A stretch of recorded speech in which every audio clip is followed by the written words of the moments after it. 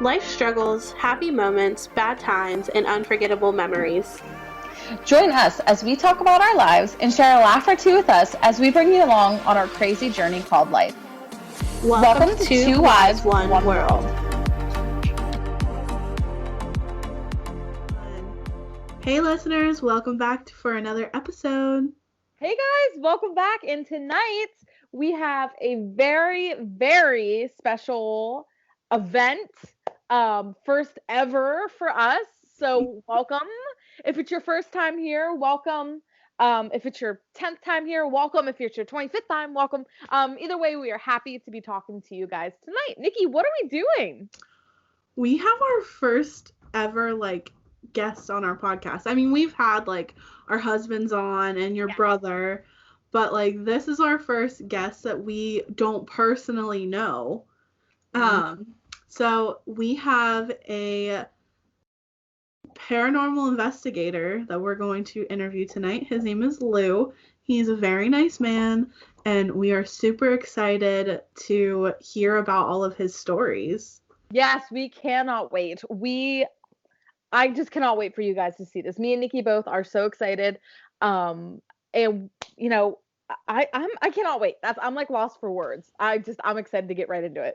I am too. So Lou doesn't just do paranormal investigations. He's very into history, and he I wouldn't call them blog posts, but he writes posts about around the Pennsylvania area, about things that are going on around here, history-wise, paranormal-wise. It's really interesting. If you guys have a second, I would go check out some of his articles because they're very, very interesting to read.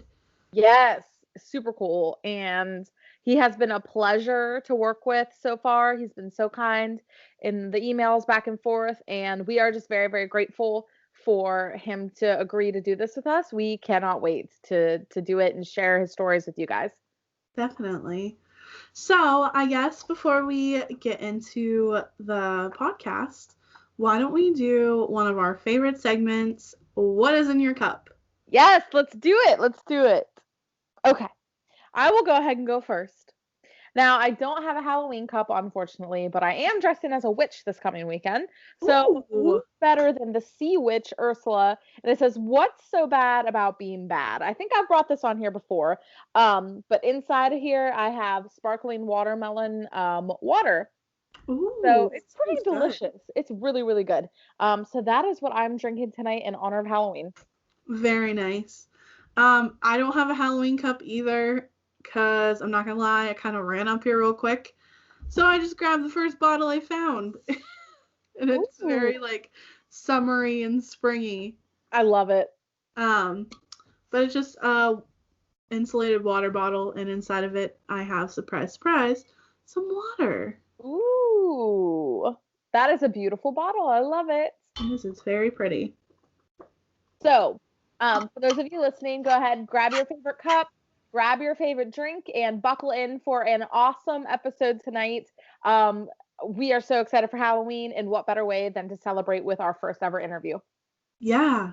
I hope you guys enjoy. Like Cass said, grab a drink, sit back with us, and just enjoy it, because this is crazy, guys. This was something that we never thought we would actually get to do. And here we are, our very first guest on the podcast. So we're excited. Yes. So thank you guys, and we hope you enjoy. Yeah. All right, guys. Hi. This is Nikki, and we are here with our special guest, Lou, today. Yes, guys, give a big happy welcome to Lou. He has agreed to do this with us. We are so excited to have him. Lou, go ahead and say hi, and why don't you say a little bit about yourself? Sure. My name's Lou. I live in Lock Haven. I'm a member and investigator with the Lock Haven Paranormal Seekers. We are Lock Haven's longest lasting, and I'd like to think most reliable ghost hunting team. Oh, that's awesome. So I'm also a historian here in Clinton County. I write a lot of articles for the local newspapers, the occasional magazine. So about local history, that kind of thing. That's so awesome. Cool. So cool. Well, we're so happy to have you here with us, Lou. Thank you again from the bottom of our hearts. We're so excited to have you here. Halloween is coming up, so we figured this would be perfect for our listeners and for us, and to get us really into that spooky season. So I guess, do you want to, Nikki, just go ahead and get right into the questions? Yeah. Okay. So our first question for you is, what inspired you to get into this field?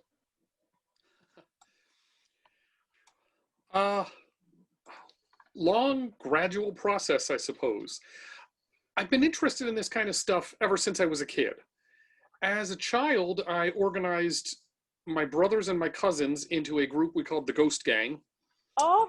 And we investigated each other's homes. It was all we had access to at the time. One summer, I also built a sea monster trap, put it in my dad's pond. That, again, the only body of water I had access to, and I'm still convinced my design was good.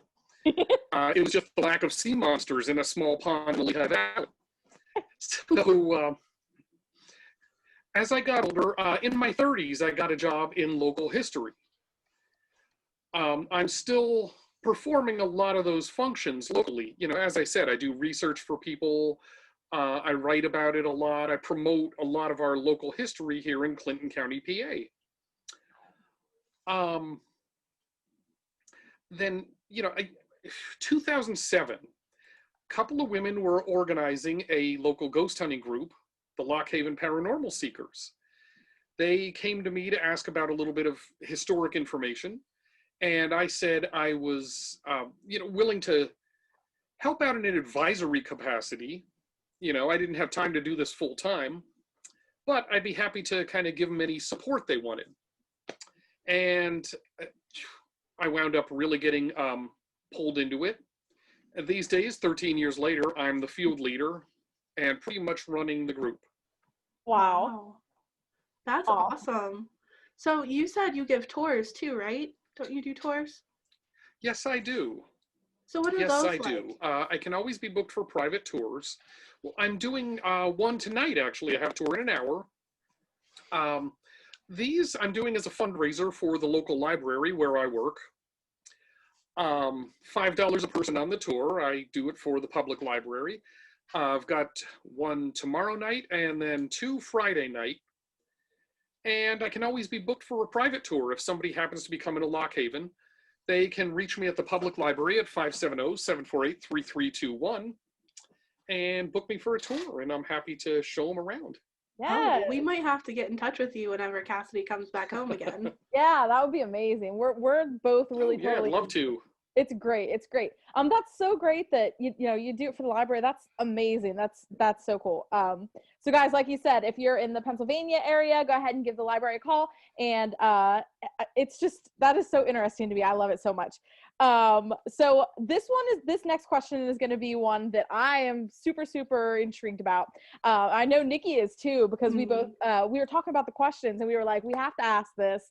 So Okay. the next one is, what is your creepiest experience? And do you feel like you've ever been quote unquote under attack? As for the attack thing, not really. The movies have a lot to answer for. I realize, on TV, in the movies, it's always very dramatic and there's always something out to kill you. Mm-hmm. In real life, most of the time, that's not the case. They just want to be noticed. I will tell you, I don't want to let you guys down, so I will tell you a bit of a dramatic story in a minute, but mostly, like I said, it's a lot calmer and more laid back than they show on TV and the movies. You sit there in a dark room, you take some measurements, temperature, electromagnetic fields, let a recorder run, and just kind of wait to see if you can get some kind of a voice. One time I felt in danger, but that was the guy who owned the house and not an actual ghost. Oh. Yeah, the living people scare me way more than the dead ones. That's great. So he was clearly on something. And when we got there, the first thing he said was, "Oh, come down to the basement. I want to show you what I found." And and we were like, "Oh, this is not good." Hopefully all the horror movies you ever watched, gave you that backstory to not do that. Not go in the basement. Yeah. Oh man, he was weird. But here in Lock Haven, there is an old jail built in 1852. It's no longer used as a jail. These days it's a private apartment. There's 2 apartments in it. The rest of it, nobody's made it look like not a jail. It still looks like, the local prison.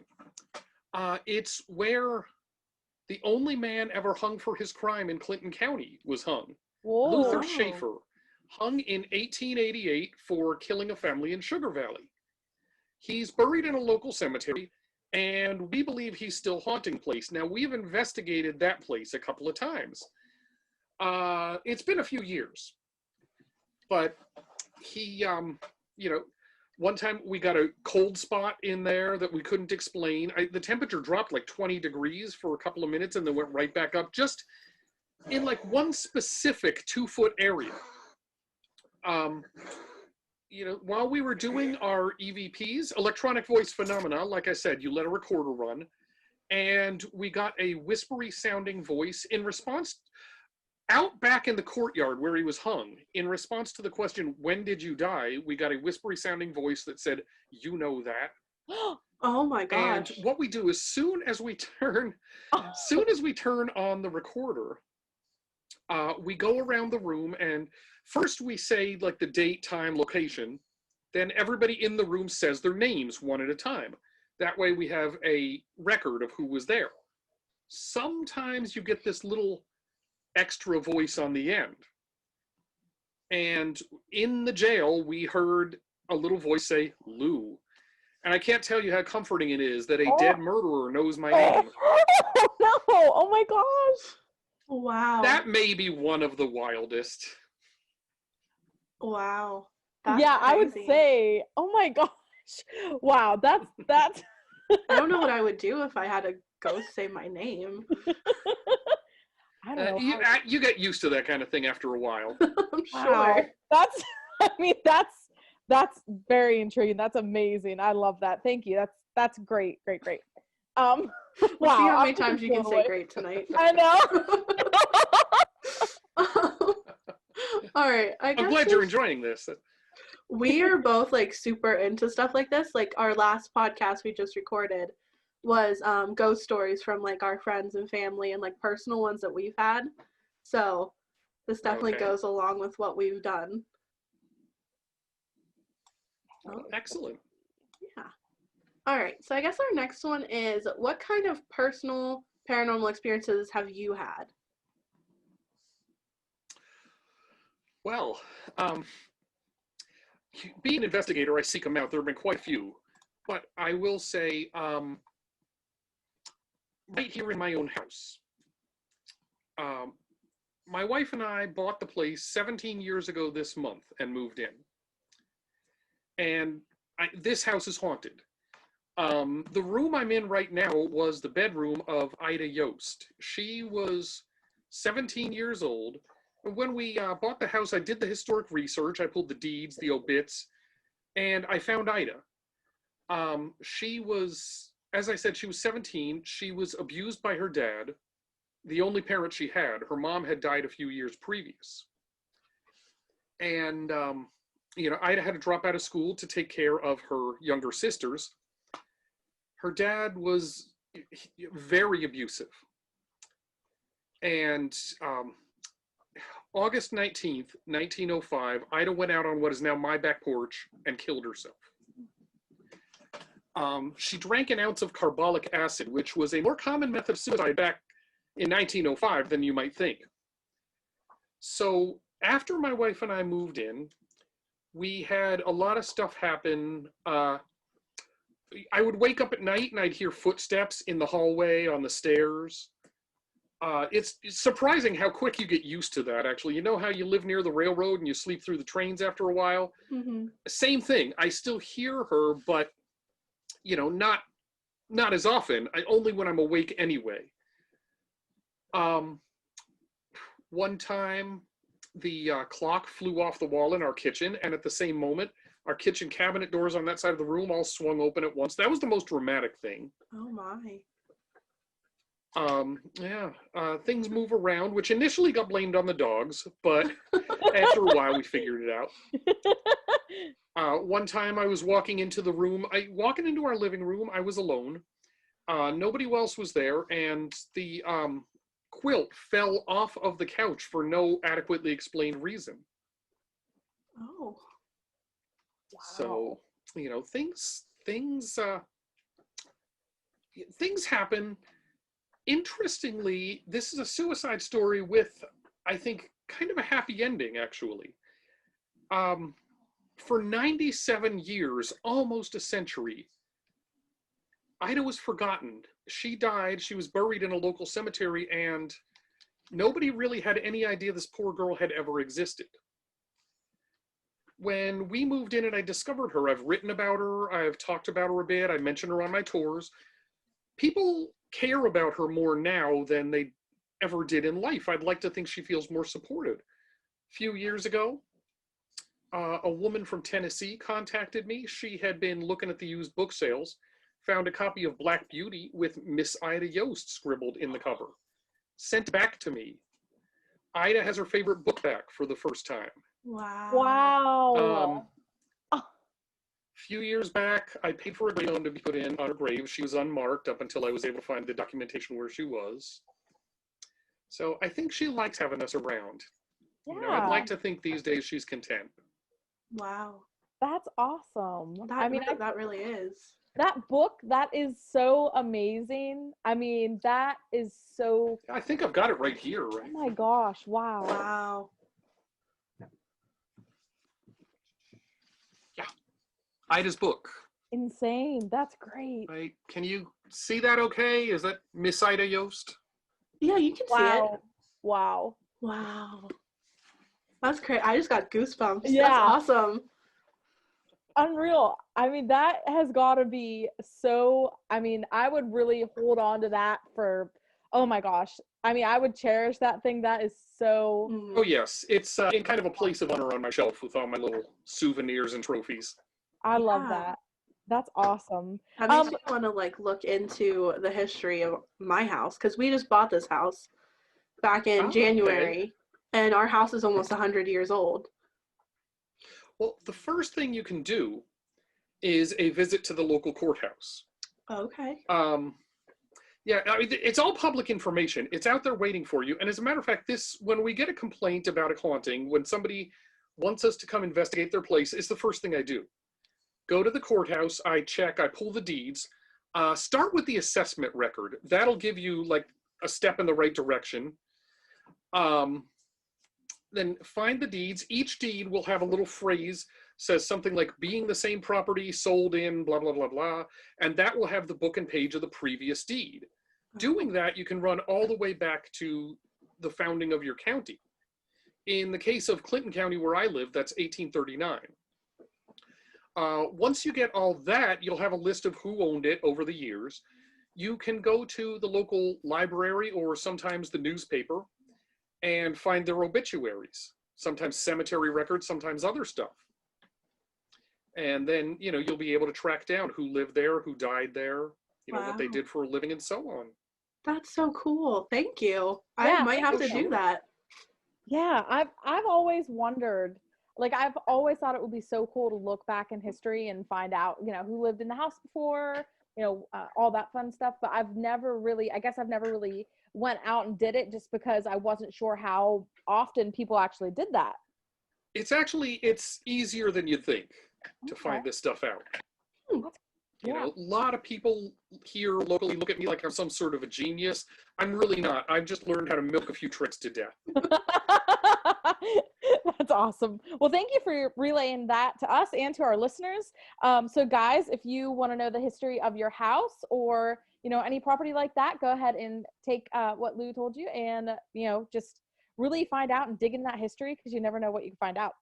All right. So our next question, and this one kind of gives me goosebumps even talking about it. How do you feel about Ouija boards? We don't use them. They're actually a toy made side by side in the same factory with chutes and ladders. Okay. If you can find me, they just, if you find me something that moves on its own without several people touching it, then yeah, okay, I'll buy that. Otherwise, don't worry about them. They're harmless. See, I had a friend, and it makes me wonder if he wasn't pulling my leg when he told me this. But I had a friend that told me he had a Ouija board in his basement, and he took it outside, lit it on fire, and then the next day he went upstairs to his attic, and the Ouija board was there and hasn't been touched. So does that kind of sound like something that could be made up, or do you think there's a possibility that could be true? Well, okay, I'll tell you this. When we're doing an investigation, what we're looking for is the truth, not necessarily something paranormal. For instance, if there's a door that won't stay shut, we check to make sure it's hanging level and not swinging open just because it hangs a little funny, okay? So I'm willing to concede that a lot of stuff is paranormal. However, I'd have to consider the possibility that somewhere along the line, his parents bought 2 Ouija boards and stored them in different places. See, I didn't even think of that. Mm-hmm. It's true.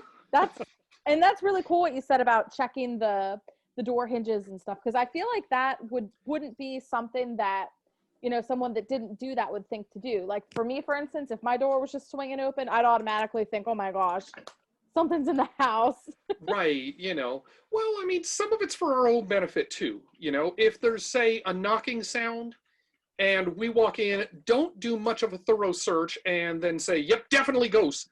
And then the next guy comes and finds a loose shutter outside the window. We look pretty stupid. Mm-hmm. So we check all of that before we decide.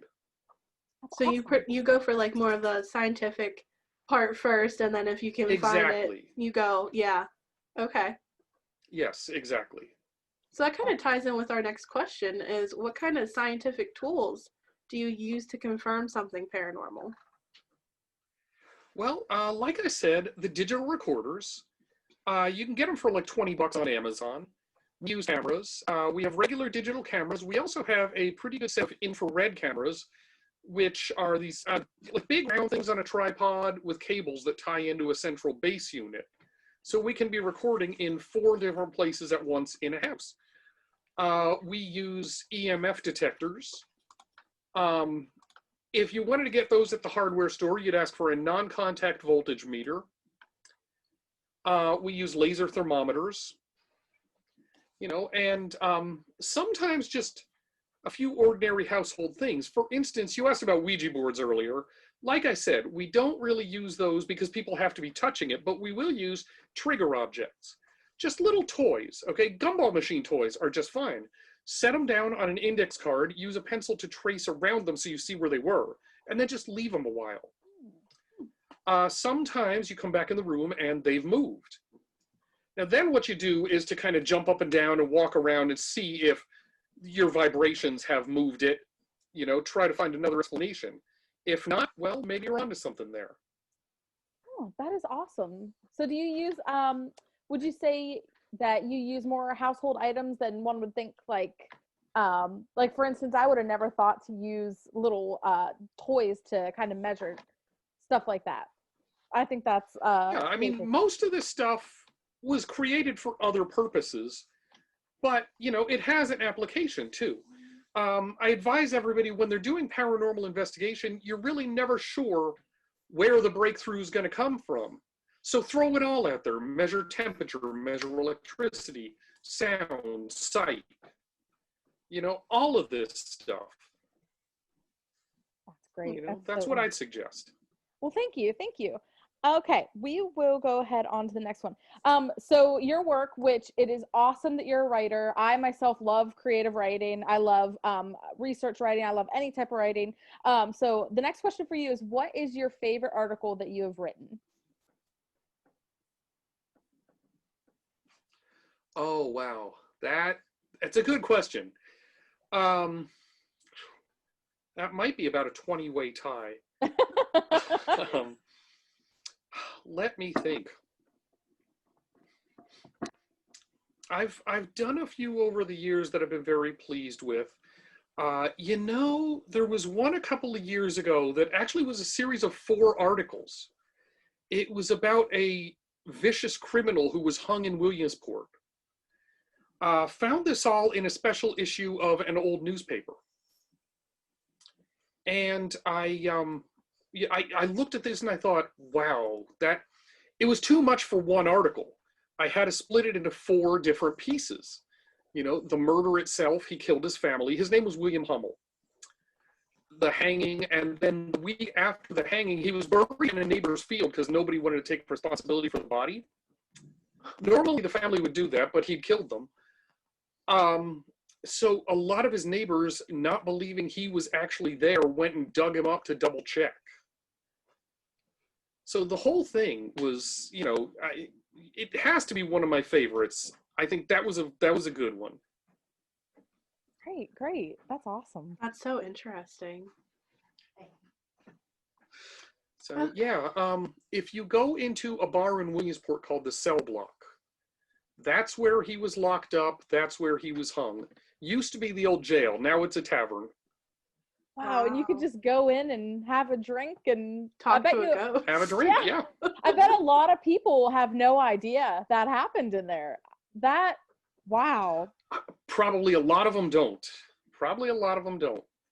Wow. That's so interesting. Is it my turn to ask the question, or is it yours, Cass? Go ahead, Nick.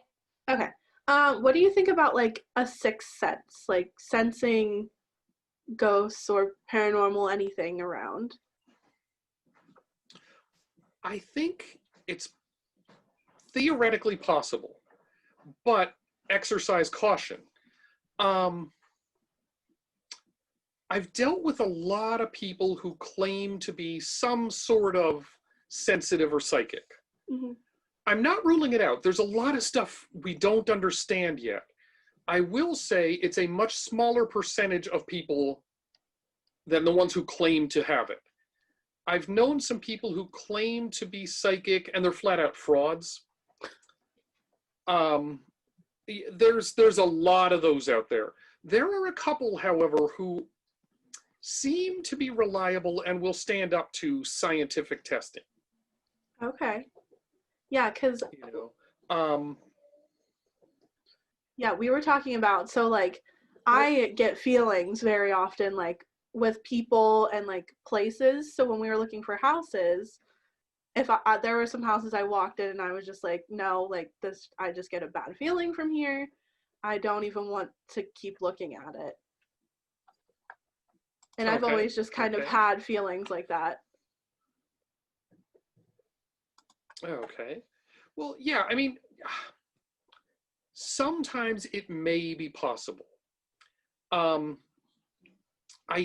do think, though, that most of the people who claim to have some sort of psychic ability are probably either very imaginative or are frauds. For instance, there was a famous psychic who came through this area, oh God, has to be 30 years ago, was taken home by a frat from the local college and told them that their place was haunted by a little boy who was locked in the back stairwell and abused.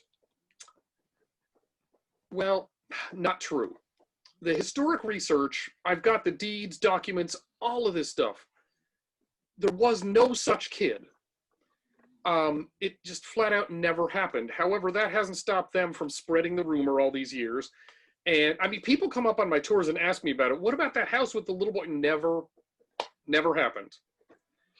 You know, this was like 30 years ago. I'm still getting asked about it. So, you know, possible, but exercise caution. All right. Thank you. Yes. Okay.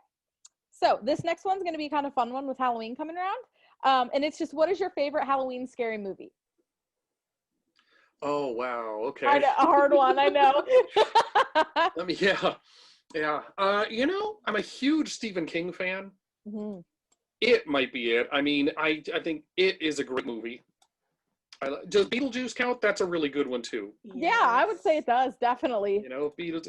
And you know, this doesn't really count as a scary movie, but since we're talking movies, I've got to say, a lot of people are always asking me what I think is the most accurate movie about the paranormal. Ghostbusters has a lot going for it. Great. It really, well, I tell you, Dan Aykroyd, his dad was an actual paranormal investigator. Wow. Oh. Yes, his dad wrote books about the paranormal, so he kind of knew what he was talking about. I've never encountered a Marshmallow Man, but I will say some of their methods are accurate. Early in the beginning, when they find the big stack of books in the library, and Bill Murray says sarcastically, yeah, no human could stack books like that. That's perfect. That's exactly what you want to think.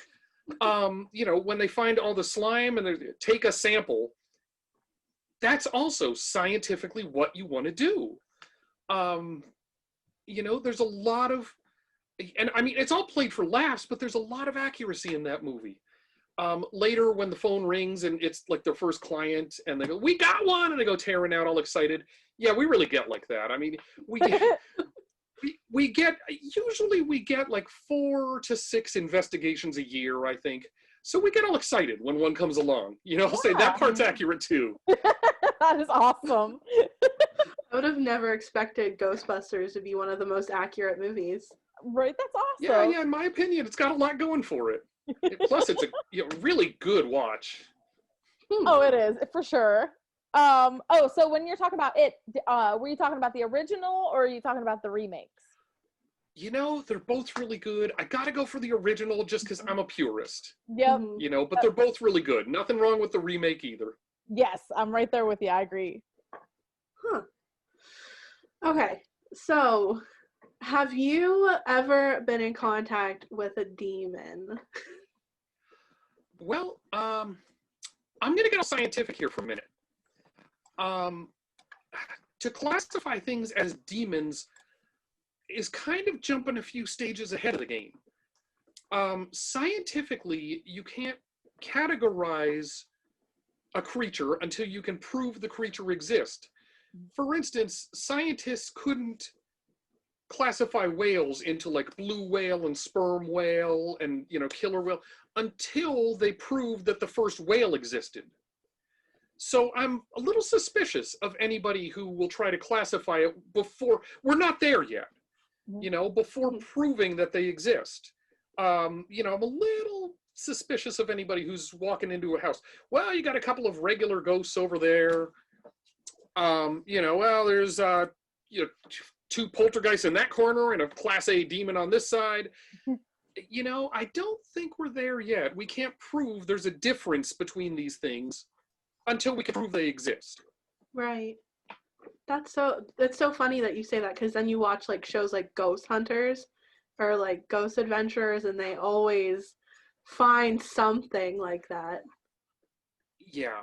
Well, if they didn't, nobody would watch the show. True. A lot of people are always asking me, so do you watch Ghost Blasters? Do you watch Spirit Seekers? No, man, I got to do this for a living. I watch The Simpsons. Me too. I don't want to go home and watch it on television too. So would you say they always do find something demonic, but I think that's for drama. Oh, yeah. Definitely. So would you say that those shows, other than like classifying as demons and stuff, would you say they're pretty accurate with the methods that they use? Some are better than others. Some are and some aren't. And I mean, I don't watch a lot of the shows, so I can't exactly give you a rundown. But we talk about it sometimes with the team. Some of my team members also watch the shows. So there's some that are accurate and there's some that are just, ridiculous. That's funny. And Lou, how are we good on time? Yeah, I got about another 10-15 minutes if that's cool with you guys. Okay, yeah, perfect. Sweet. I want to make sure before we asked you another question, but okay, sounds good. So I think we have a couple more. We should be able to get knocked them out. Okay. So Nikki, did you want to go ahead and ask the next one? Sure. Okay. All right. Have you ever seen any ghosts in Gettysburg? Oh, don't I wish.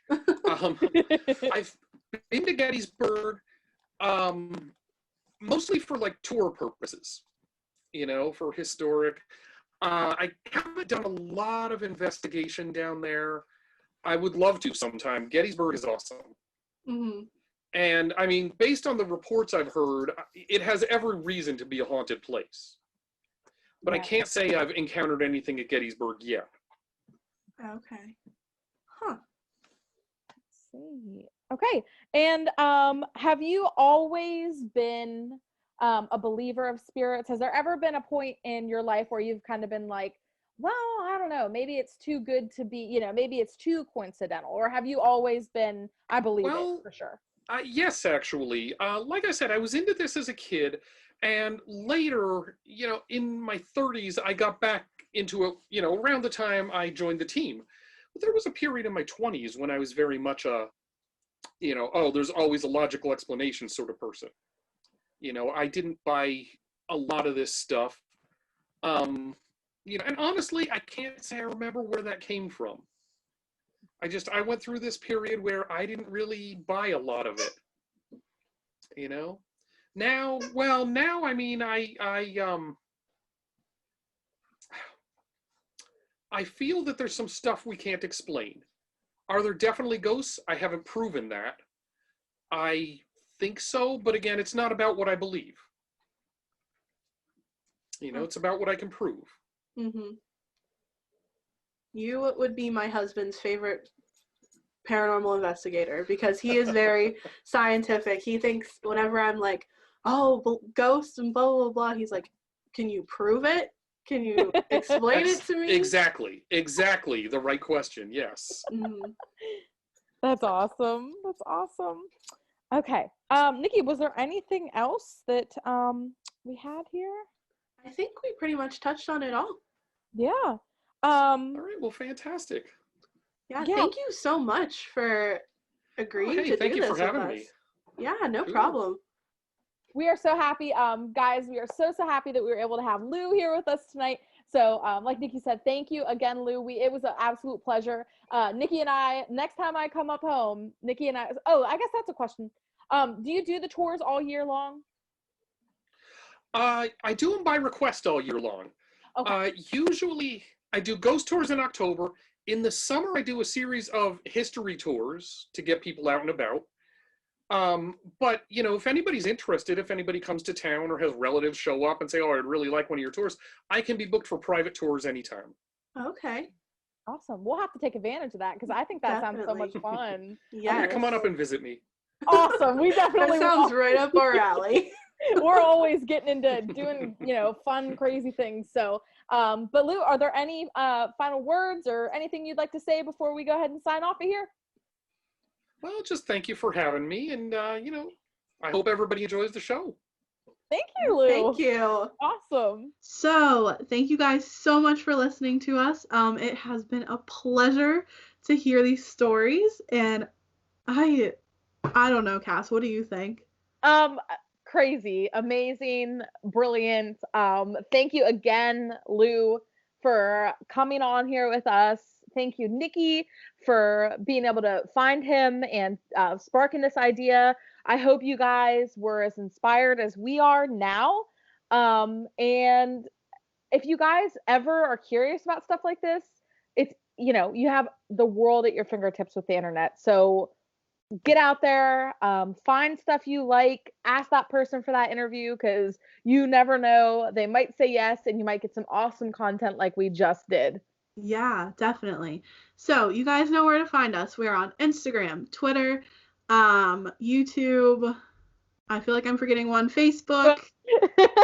So Instagram, Twitter, Facebook, YouTube. We're all under 2 Eyes, 1 World. If you have a personal ghost story that you would like to share with us, every year we do a ghost story episode on our podcast. So email us at 2 Eyes, 1 World. If you know us personally, shoot us a text message, a message on Facebook, whatever. We'd love to hear them because we would love to share them next year. Yes, absolutely. Thank you guys so much for being such great supporters. And thank you to the new ones that have come. Thank you for the ones that have been listening, like we said earlier. I'm so happy. Thank you, Nikki, for doing this with us. Yeah. So, Cass, where can they find us podcast-wise? Oh, they can find us on Spotify, Apple Podcasts, Speaker, Breaker, Anchor. Oh, what other ones are there? Google Podcasts, Apple Podcasts. Did you say those? I think I said Apple. I don't think I said Google. But basically, any podcast platform, thanks to Anchor, if we're on there, give us a quick click. Review our podcast if you have the time. Give us a thumbs up, a subscribe on YouTube. We love you guys. Thank you so, so much. And it can only go up from here. So thank you guys so much. Yeah. And guys, happy Halloween. Yes. Be safe. Be safe. But have a good time. Have a couple of drinks. Have a couple of pieces of candy. And enjoy your Halloween this year.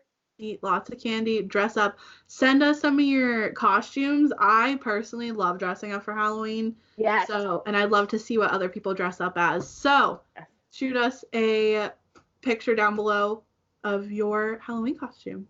Yes. Awesome. Again, thank you guys. Have a great Halloween. Yeah. And with that being said, I'm Nikki. And I'm Cass, and you know what you're listening to. Two Wives, One World. Talk to you guys next time. Happy Halloween! Happy Halloween. Stay spooky.